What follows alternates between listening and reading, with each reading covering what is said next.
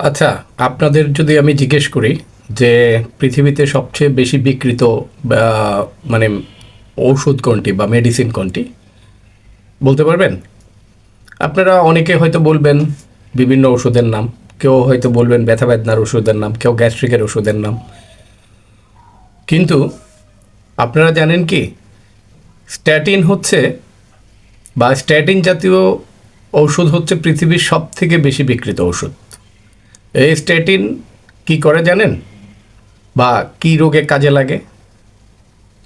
Statin চিকিৎসা তখনই চিকিৎসকরা প্রেসক্রাইব করেন যখন আপনাদের কোলেস্টেরল বৃদ্ধি হয় বা কোলেস্টেরল বাড়তি নিয়ে রুগীরা যখন ডাক্তারদের চেম্বারে আসে, তখনই ডাক্তাররা এই স্ট্যাটিন জাতীয় বা এই স্ট্যাটিন গ্রুপের ওষুধগুলো লিখে থাকেন। তো আপনি কি করে জানবেন যে আপনার কোলেস্টেরল বাড়ছে? বেশিরভাগ রুগীর কোলেস্টেরল ধরা পড়ে কখন জানেন? ধরেন আপনি অন্য কোনো সমস্যা নিয়ে আমার কাছে এসছেন বা হচ্ছে যে অন্য কোনো চিকিৎসকের কাছে গেছেন। তো যখন চিকিৎসকের কাছে আপনারা যান, আমরা কিছু টেস্ট করতে দেই। যখন আপনার লিপিড প্রোফাইল আমরা টেস্ট করি, তখনই ধরা পড়ে যে আপনার হচ্ছে যে লিপিড প্রোফাইল হাই বা আপনার ব্লাডে কোলেস্টেরলটা বেশি। তার আগে কিন্তু অনেকেই বুঝতেই পারে না যে হচ্ছে যে তার কোলেস্টেরল বেড়েছে। তো টোটাল কোলেস্টেরল এবং ট্রাইগ্লিসারাইডই সব ম্যাক্সিমাম ক্ষেত্রে হচ্ছে যে আপনার রুগীদের বাড়তি থাকে, এলডিএলটা বাড়তি থাকে। এলডিএলটা হচ্ছে খারাপ চর্বি বা খারাপ কোলেস্টেরল, আর এইচডিএলটা অনেকের কমতে থাকে। তো তখনই আমরা বলি যে হচ্ছে যে আপনার কোলেস্টেরল হাই, তখন আমরা স্ট্যাটিন গ্রুপের ওষুধগুলো প্রেসক্রাইব করি। কিন্তু আজকে আমি আপনাদের জানাবো যে আপনার শরীরে কী কী লক্ষণ দেখা দিলে বা আপনি কি কি সিমটমস প্রকট হলে আপনি বুঝবেন, নিজে বুঝবেন, মানে টেস্ট করার আগে আপনি বুঝে যাবেন যে আপনার কোলেস্টেরল বেড়েছে। যখনই মানে এই লক্ষণগুলো বুঝতে পারবেন, তখনই আপনারা সাবধানতা অবলম্বন করবেন। এবং আমি আজকে আপনাদেরকে কিছু ঘরোয়া টিপস বলবো। এই ঘরোয়া টিপসগুলো যদি আপনারা ফলো করেন, তাহলে আপনাদের কোলেস্টেরল নিয়ন্ত্রণে থাকবে এবং আপনারা আপনাদের বাড়তে থাকা কোলেস্টেরলকে কম করতে পারবেন। তো দেখতে থাকুন আজকে আমার এই টিপসটি। আশা করছি আপনাদের সকলেরই কাজে লাগবে। আমার গতকালকে ডায়াবেটিক নিয়ে দেওয়ার একটা ব্লগ করার পরে আপনারা অনেকে রিকোয়েস্ট করেছেন যে কোলেস্টেরল নিয়ে বা রক্তে বাড়তে থাকা কোলেস্টেরল নিয়ে যাতে আমি আপনাদেরকে একটা ব্লগ দিই। তো সেই জন্য আমার একটা ক্ষুদ্র প্রয়াস। আশা করছি আপনাদের ভালো লাগবে এবং আপনারা শুরু থেকে শেষ পর্যন্ত মনোযোগ সহকারে দেখবেন। তো শুনতে থাকুন, আমি আপনাদেরকে আজকের টিপসটি শুরু করছি। তো শুরুতেই বলি, যেটা হচ্ছে ধরেন আপনার রক্তের কোলেস্টেরল বেড়ে গেলে আপনার প্রথম যে উপসর্গটা বা প্রথম যে সিমটমসটা আপনার দেখা দিতে পারে, সেটা হচ্ছে যে আপনার বুকের বাঁ দিকে ব্যথা হতে পারে। আপনি হচ্ছে হাঁটাচলা করলে সেই ব্যথা বাড়তে পারে, আবার রেস্টে থাকলে সেই ব্যথা কমে যায়, ধীরে ধীরে কমে আসে। তো বা হচ্ছে যে আপনার ধরেন বুক ধড়ফড় করতে পারে, আপনি হাঁটাচলা বা কাজ করলে আপনার শ্বাস নিতে কষ্ট হওয়া বা আপনার শর্টনেস অফ ব্রেথ হতে পারে, অথবা আপনার হাঁপিয়ে যেতে পারেন। তো এইগুলো কোলেস্টেরল বাড়ার খুব কমন হচ্ছে লক্ষণ। মানে যাদের কোলেস্টেরল বাড়ে, এগুলো হচ্ছে যে কোলেস্টেরল বাড়ার একদম খুব কমন লক্ষণ। কিন্তু মূল সমস্যাটা কোথায় জানেন? এই লক্ষণগুলো যখন দেখা দেয়, তখন মেডিসিন ছাড়া আর কোনো উপায় থাকে না আপনার।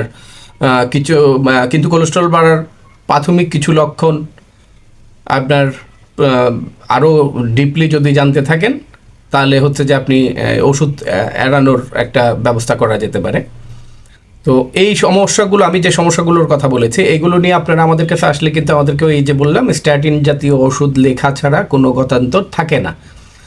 আচ্ছা, এবার আসি যে হচ্ছে যে আপনি কোলেস্টেরল বাড়ার যে একদম প্রাইমারি বা একদম প্রাথমিক যে লক্ষণগুলো, যেগুলো দেখলে আপনি পরীক্ষা নিরীক্ষা করা ছাড়াই আপনি বুঝতে পারবেন যে আপনার কোলেস্টেরল বেড়েছে বা আপনার রক্তে কোলেস্টেরলের উপস্থিতি আছে, সেগুলোতে আসা যাক।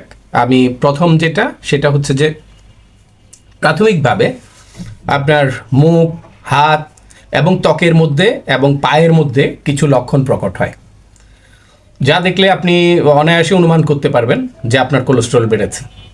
তো আজকে সর্বপ্রথম আমরা যেটা জানবো সেটা হচ্ছে যে সবার আগে যে লক্ষণগুলোর মধ্যে আপনারা কি কি দেখে বুঝবেন, সেটার মধ্যে আমরা প্রথমে জানবো যে মুখমণ্ডলের মধ্যে, মানে আমাদের এই মুখের মধ্যে যে কি কি লক্ষণ বা কি কি সিমটমস দেখা দিতে পারে সেই ব্যাপারে আলাপ করছি। প্রথম যে লক্ষণটা দেখা দিতে পারে তা হলো জেনথেলেজমা বলি আমরা। জেনথেলেজমা আমাদের চোখের উপরের পাতায় বা চোখের নিচের যে অংশে আপনার চারদিকে একটা হলুদ বর্ণের বা হালকা বাদামি বর্ণের স্পট যদি আপনি হঠাৎ করে খেয়াল করেন যে আপনার শরীরে এরকম কোনো স্পট পড়েছে বা চোখের এই উপরের অংশটাতে বা চোখের নিচের অংশে বাদামি অথবা হচ্ছে যে হলুদ চক্রাকার কোনো কিছু দেখা যাচ্ছে, তখনই আপনি সন্দেহ করতে পারেন যে আপনার কোলেস্ট্রল বেড়েছে। তবে এই জেনথেলাজমা যে শুধু কোলেস্ট্রল বাড়লেই হয় তা কিন্তু নয়। তবু আপনি যখনই এটা দেখবেন তখন আপনার লিপিড প্রোফাইলটা একটু চেক করে নেবেন, অথবা আপনি আপনার যে ডাক্তার তার সাথে আপনি কনসাল্ট করে নেবেন। এবার আসি দ্বিতীয় যেটা, সেটা হচ্ছে যে মুখমণ্ডলের মধ্যে চোখের মধ্যে আমাদের কর্নিয়াল আর্কাস হয়। এইটা এমন একটি সিমটমস যেটি দেখলে আপনি বুঝবেন যে আপনার কোলেস্ট্রল বেড়েছে। কর্নিয়াল আর্কাস হলো আমাদের চোখের মধ্যে যে কর্নিয়া রয়েছে বা চোখের যে মণি রয়েছে, অর্থাৎ আমাদের চোখের যেই কালো অংশটি রয়েছে তার মধ্যে আপনি যদি দেখেন হঠাৎ করে গ্রে কালারের অথবা হালকা সাদা রঙের একটি রিং যদি দেখতে পান আপনার চোখের মধ্যে, মানে চোখের মণির মধ্যে, সেই ক্ষেত্রে আপনাকে সন্দেহ করতে হবে যে আপনার কোলেস্ট্রলটা বেড়েছে। তারপরে 3 নম্বর যেটা মুখমণ্ডলের মধ্যে দেখা দিতে পারে সেটাকে আমরা বলি হচ্ছে ওয়াস্কি বাম্প। এমন একটি সিমটমস যেটি বেশিরভাগ ক্ষেত্রে আমাদের মুখের মধ্যে প্রকট হয়। এই ক্লাস্টার ওয়াস্কি বাম্প হলো আমাদের গালের মধ্যে হঠাৎ করে এক বা একাধিক ছোট ছোট আঁচিলের মতো বা ব্রণের মতো দেখা যায়, কিন্তু সেগুলো আঁচিল বা ব্রণ নয়, যেগুলোর রং অনেকটা স্বচ্ছ। এমনটা যদি হয় তাহলে আপনি সন্দেহ করতে পারেন যে আপনার কোলেস্ট্রল বেড়েছে। এখন আমরা জানব কোলেস্ট্রল বাড়লে আপনার ত্বকে কি কি পরিবর্তন হতে পারে। ধরেন আপনার কোলেস্ট্রল বাড়লে আপনার ত্বকের মধ্যে কিছু পরিবর্তন হতে পারে বা ত্বকের মধ্যে কিছু সিমটমস দেখা দিলে আপনি জানবেন যে আপনার কোলেস্ট্রলটা বেড়েছে। তো যদি আপনি দেখেন যে হঠাৎ করে আপনার ত্বকের কোনো একটা অংশ বা কোনো একটা জায়গা মসৃণ হয়ে গেছে, বা হচ্ছে ত্বকের কোনো একটা পার্টিকুলার অংশ পাতলা হয়ে গেছে, বা আপনার ত্বকের কোনো একটা অংশ অন্য রঙের হয়ে গেছে, মানে ধরেন আপনার যে শরীরের রং তার থেকে একটু পৃথক হয়েছে বা অন্য কালার হয়ে গেছে, তো বা ত্বকের থেকে হালকা ফ্যাকাশে হয়ে গেছে, সেক্ষেত্রে কিন্তু আপনাকে ধরে নিতে হবে যে আপনার কোলেস্ট্রলটা বেড়ে। তারপরে আরেকটা কথা যেটা হচ্ছে যে আমরা প্রায়শই দেখি যে ডায়াবেটিক রোগীদের যে ক্ষত হয়, মানে শরীরে কোনো ক্ষত হলে তাদের ক্ষত সহজে হচ্ছে যে শুকায় না। কিন্তু আপনি মনে করেন যে আপনি ডায়াবেটিক রোগী নন বা আপনার কোনো ডায়াবেটিক নেই, আপনি রিসেন্টলি পরীক্ষা করেছেন বা 2-1 দিনের মধ্যে আপনি দেখেছেন যে আপনার ব্লাড সুগার নর্মাল আছে, তো সেই ক্ষেত্রে যদি আপনি দেখেন যে আপনার শরীরের কোথাও ক্ষত হয়েছে বা কোথাও ক্ষত স্থান আছে, তা সহজে শুকাচ্ছে না বা সহজে শুকাতে চাইছে না, আপনি ওষুধ খাচ্ছেন, ওষুধ লাগাচ্ছেন, ডাক্তারের পরামর্শ নিয়ে ওষুধ খাচ্ছেন, কিন্তু আপনার সেই ক্ষতটা শুকাচ্ছে না, তো সেই ক্ষেত্রে এটি হতে পারে একটা কোলেস্ট্রল বাড়ার লক্ষণ। অথবা আপনার শরীরের কোনো একটা পার্টিকুলার অংশ থেকে যদি আপনার লোম ঝরে পড়ে বা লোম ঝরে গেছে, মনে করুন আপনার পুরো মাথায় চুল রয়েছে কিন্তু একটি পার্টিকুলার অংশ থেকে আপনার চুল পড়ে গেছে বা চুল ঝরে পড়েছে, সেই জায়গাটা খুব মসৃণ, আবার হয়েছে যে আপনার ওই চুল ঝরে পড়ার পরে সেই জায়গাটা অনেক মসৃণ হয়ে গেছে, বা হচ্ছে যে সেই জায়গার একদম হেয়ার ফলিকলগুলো পর্যন্ত একদম বিনষ্ট হয়ে গেছে, এটি কিন্তু কোলেস্টেরলের বাড়ার অন্যতম সিমটমসের একটা হতে পারে। তো অথবা আপনার যদি লাইফোমা বা আপনার শরীরের কোলেস্ট্রল বাড়া সিমটম হতে পারে। লাইফোমা এক ধরনের বিশেষ হচ্ছে ফ্যাটি টিউমার। মনে করুন হঠাৎ আপনার শরীরের মানে কোনো একটা অংশে বা কোনো একটা পার্টিকুলার অংশে আপনার ছোট ছোট টিউমার দেখা যাচ্ছে। এমনটা যদি দেখেন আপনি যে আপনার শরীরে হচ্ছে যে লাইফোমা টাইপের কিছু তৈরি হয়েছে, সেই ক্ষেত্রে আপনি অবশ্যই একবার আপনার চিকিৎসককে দেখিয়ে নেবেন। কারণ আপনার শরীরে কোলেস্ট্রলের জন্য এমন টিউমার হয়েছে কি না, বা নাকি অন্য কোনো কারণে টিউমার হচ্ছে, সেটা আপনি নির্ণয় করতে পারবেন। তবে এই ধরনের হঠাৎ করে আপনার শরীরে কখনো কোনো টিউমার ছিল না বা কোনো লাইফোমা তৈরি হয়নি, হঠাৎ করে দু এক জায়গায় এরকম লাইফোমা তৈরি হচ্ছে, সেক্ষেত্রে আপনি হচ্ছে যে প্রাথমিকভাবে ধারণা করতে পারেন যে আপনার কোলেস্ট্রলটা বেড়েছে।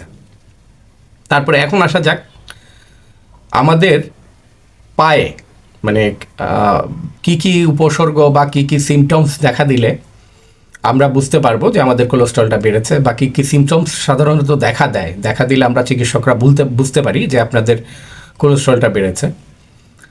ধরেন আপনি হাঁটাচলা করছেন, আপনি হাঁটাচলা করতে থাকলে দেখবেন যে আপনার পায়ের মাসেলগুলোর মধ্যে ব্যথা বেদনা শুরু হয়েছে, বা হচ্ছে পায়ের মাসেলগুলোর মধ্যে বা পায়ের নিচের অংশে একটা জ্বালা জ্বালা ভাব হচ্ছে।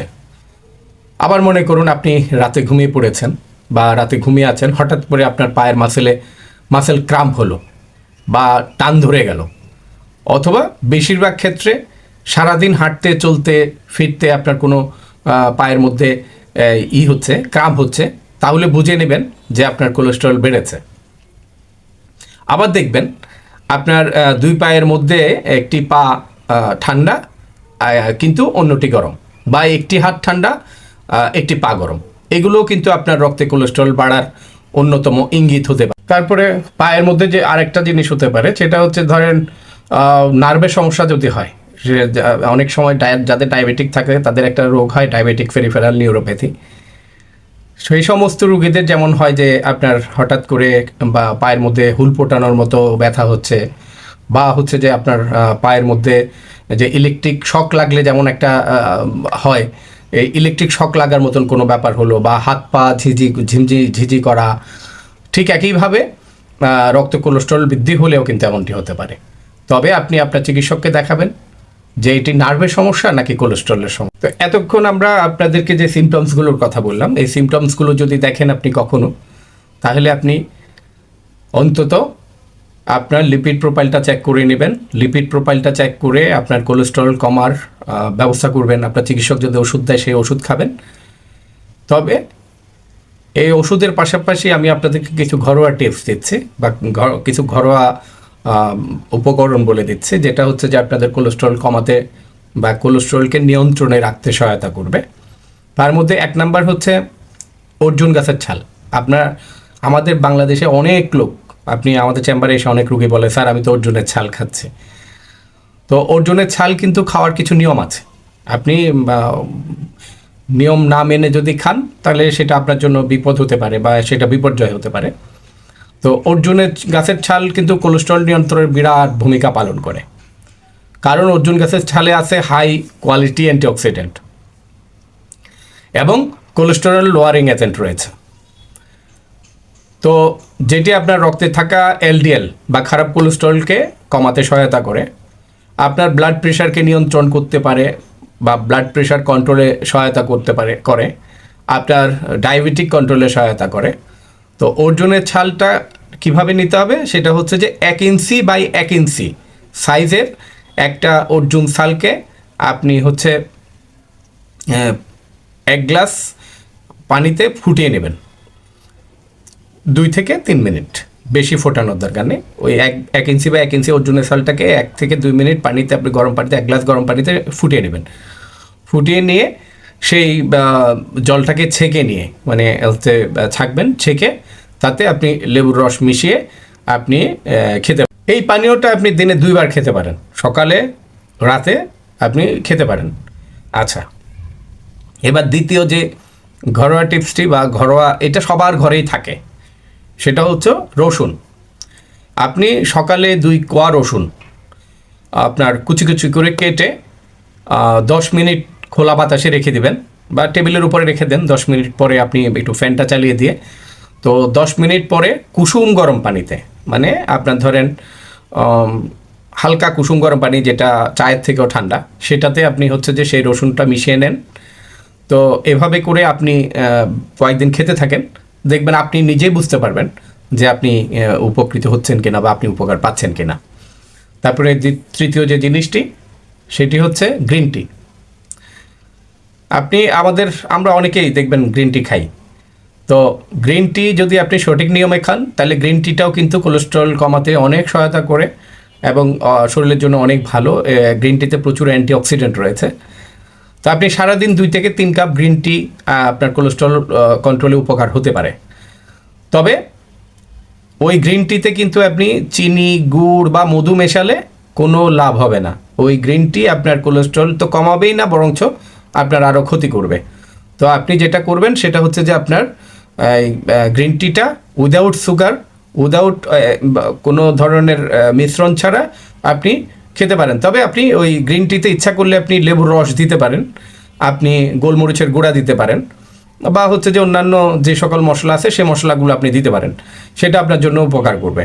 তো আসেন এবার আমরা 4 নাম্বার যে এইটা করছি সেটা হচ্ছে সলিউবল ফাইবার সমৃদ্ধ খাবার আপনি বাছাই করবেন আপনার খাবারে। যাদের কোলেস্ট্রল আপনি বুঝতে পারছেন যে আমার এরকম করে কোলেস্ট্রল এই উপসর্গগুলো আছে, তখন আপনি যেটা করবেন সেটা হচ্ছে যে আপনার খাবারে আপনি যখনই খাবার বাছাই করবেন বা খাবার খেতে যাবেন তখন আপনি সলিউবল ফাইবার সমৃদ্ধ খাবার বাছাই করবেন, বা সলিউবল ফাইবার আছে এমন খাবার আপনি বাছাই করবেন। তো এই সলিউবল ফাইবার আমাদের ইন্টেস্টাইন থেকে কোলেস্ট্রলের গুলোকে ট্র্যাপ করে নিয়ে আমাদের স্টুলের মাধ্যমে আমাদের শরীরের বাইরে বের করে দেয় এবং কোলেস্ট্রল নিয়ন্ত্রণে সাহায্য। ধরেন সলিউবল ফাইবার আপনি কোন কোন খাবার থেকে পেতে পারেন। আমি জানি যে আমি সলিউবল ফাইবার খাবারের কথা যখন বলেছি তখন হয়তো আপনারা আমাকে কমেন্টে প্রশ্ন করবেন যে কোন কোন খাবারগুলোতে সলিউবল ফাইবার আছে। সেজন্য সলিউবল ফাইবার সমৃদ্ধ কটা খাবারের নাম বলে দিচ্ছি যেগুলো আপনারা ইচ্ছা করলে খাবেন। এক হচ্ছে ইসবগুলের ভুসি। সলিউবল ফাইবার সমৃদ্ধ খাবারের মধ্যে ইসবগুলের ভুসিটা একদম মানে পারফেক্ট চয়েস। তো আপনি এটা হচ্ছে যে 2 চামচ ইসবগুলের ভুসি 1 গ্লাস পানিতে মিশিয়ে লাঞ্চ অথবা ডিনারের মানে দুপুরের খাবারের আধা ঘন্টা আগে অথবা রাতের খাবারের আধা ঘন্টা আগে আপনি খাবেন।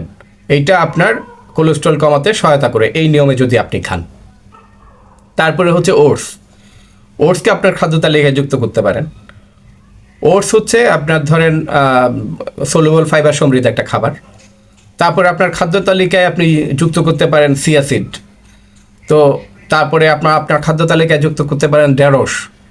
হ্যাঁ, আমি আমার আগের ভিডিওটাতে ডায়াবেটিকের জন্য রোগীদের জন্য যে খাবার বলেছি তাতে কিন্তু আমি ঢেঁড়সের নাম উল্লেখ করেছি। ওখানে কিন্তু ঢেঁড়সে প্রচুর সলিউবল ফাইবার আছে।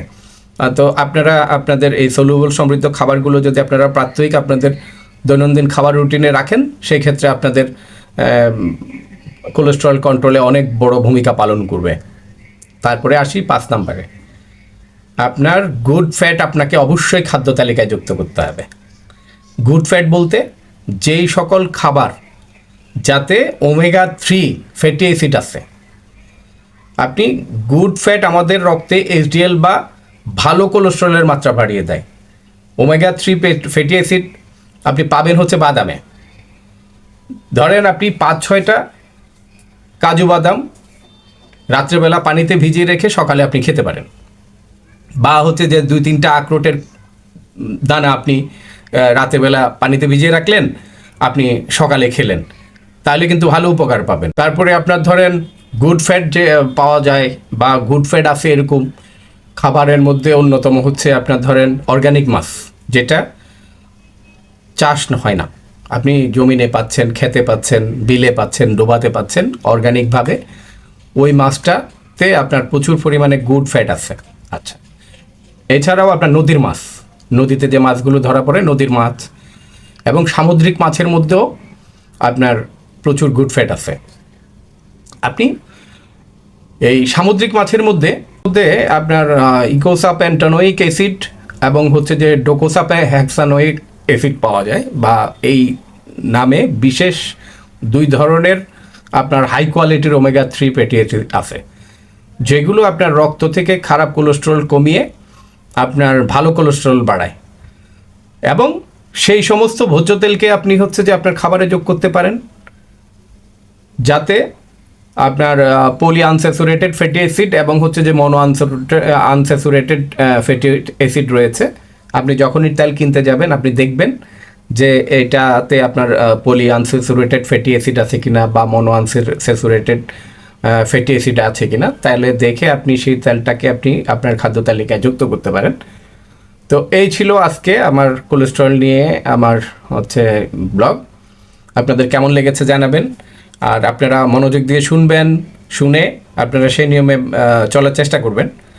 আপনাদেরকে বলে রাখি যে হৃদরোগের অন্যতম প্রধান কারণ হচ্ছে যে কোলেস্টেরল নন ট্রিটেড মানে হাইপার কোলেস্টেরল। যাদের কোলেস্টেরল অনেক হাই বাট আপনি হচ্ছে যে চিকিৎসা করছেন না, তাদের কিন্তু হৃদরোগের ঝুঁকিটা সব থেকে বেশি। কারণ এই কোলেস্টেরলগুলোই আমাদের হার্টের আর্টারিতে গিয়ে ব্লক তৈরি করে এবং সেই ব্লকের ফলে আপনার হচ্ছে যে হৃদযন্ত্রের বিভিন্ন রকমের রোগে আক্রান্ত হওয়ার ঝুঁকি বাড়িয়ে দেয় এবং তাতে মৃত্যু ঝুঁকিও বাড়ে। তো আপনারা সকলে ভালো থাকবেন, সুস্থ থাকবেন, আমার জন্য দোয়া করবেন এবং আপনারা খাদ্যাভ্যাস আপনাদের প্রতিদিনের খাদ্য তালিকায় বেশি বেশি সবজিযুক্ত করবেন। তৈলাক্ত খাবার, চর্বি জাতীয় খাবার, অতিরিক্ত মশলাদার খাবার, ভাজা পোড়া এবং ভুনা খাবার খাওয়া থেকে বিরত থাকবেন। আপনাদের সকলকে ধন্যবাদ। আসসালামু আলাইকুম।